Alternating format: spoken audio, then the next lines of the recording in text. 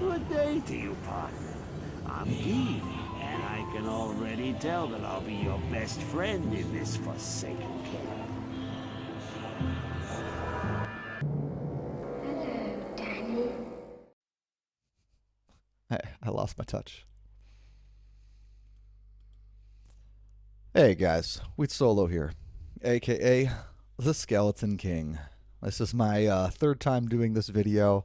I'm getting rusty in my old age. This is some very, very good gear to run this build, and this build is a DP build.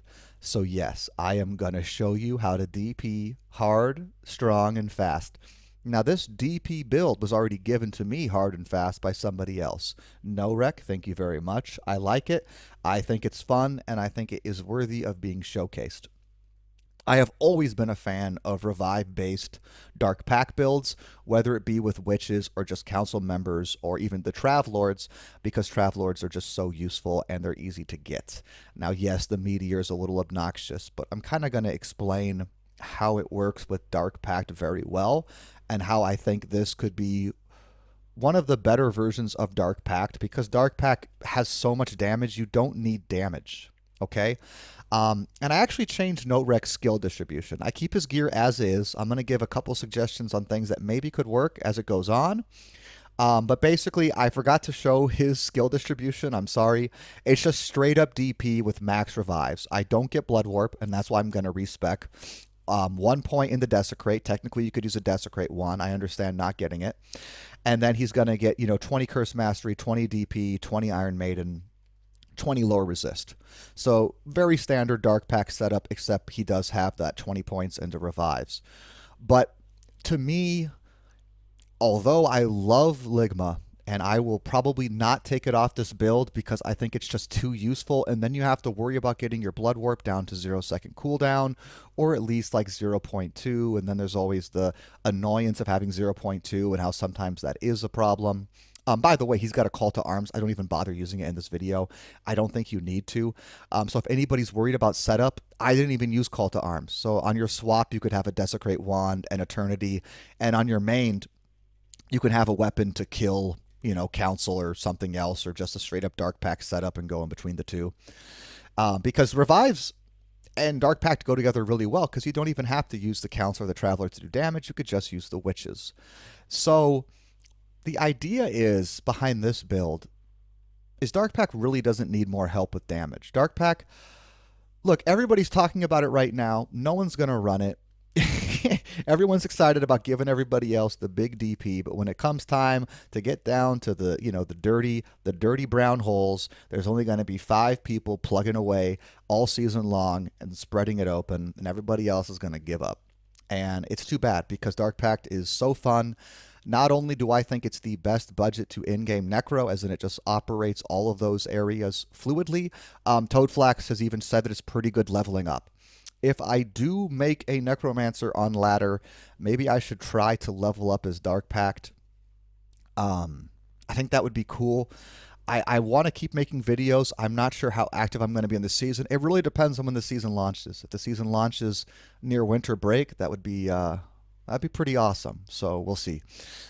My next semester is going to be way easier, by the way. I have 5 classes instead of 7, and 1 exam instead of 4 exams, which was pretty rough, to be quite frank. So anyways, why am I changing my build like this, and I have some extra skill points even beyond getting Blood Warp? Well, I only go 18 into the curses I'm using, which is going to be Weaken and Lower Resist.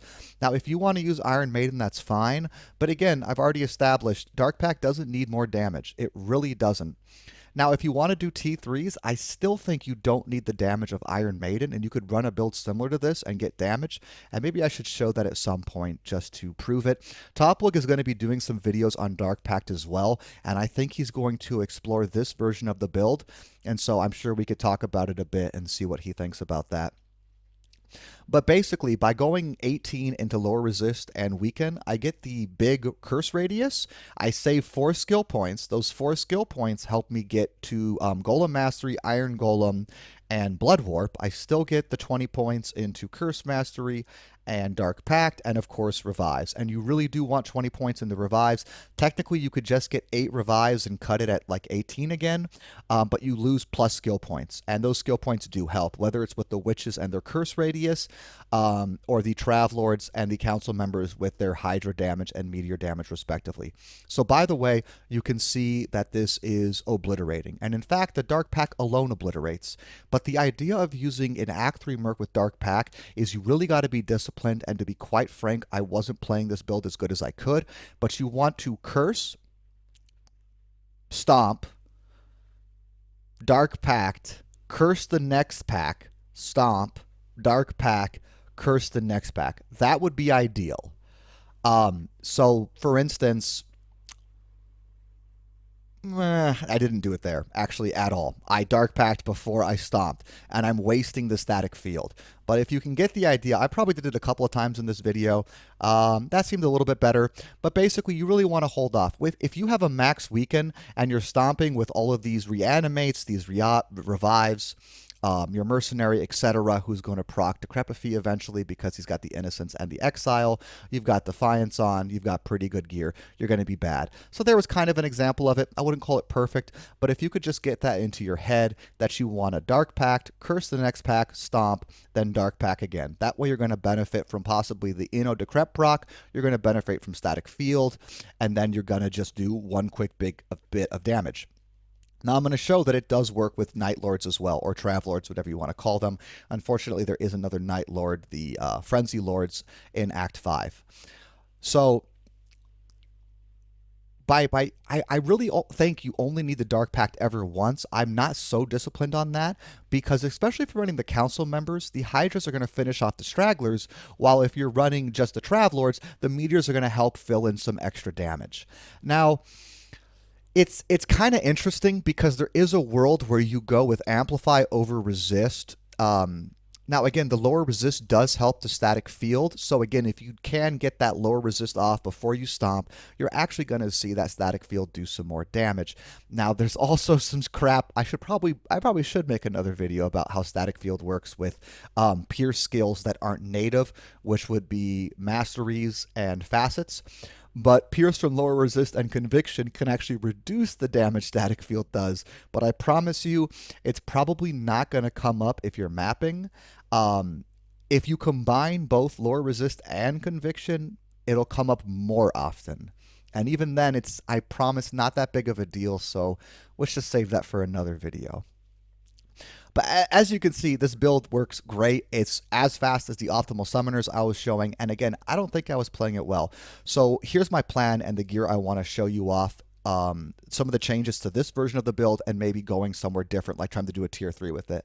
There's a world where you drop Innocence on the Merc, then you can get the Witches. The reason I never did a video with Witches is because with Innocence on the Merc, I'm already going to proc curses randomly, and so I didn't feel like they would synergize well together. Or you go with a weapon that procs curses on the Act 3 Merc and keep Innocence. Those are basically the two big ideas I have just to see what that would work. And I'd probably do Witches and Council members, or Witches and Travelords, just kind of do a mesh of the both, because you only need technically 4 or 5 Witches to get them consistent. Even 3 can kind of work. Well, I hope you guys enjoyed it. Hopefully next season comes out soon. Skellie King out, guys. GG.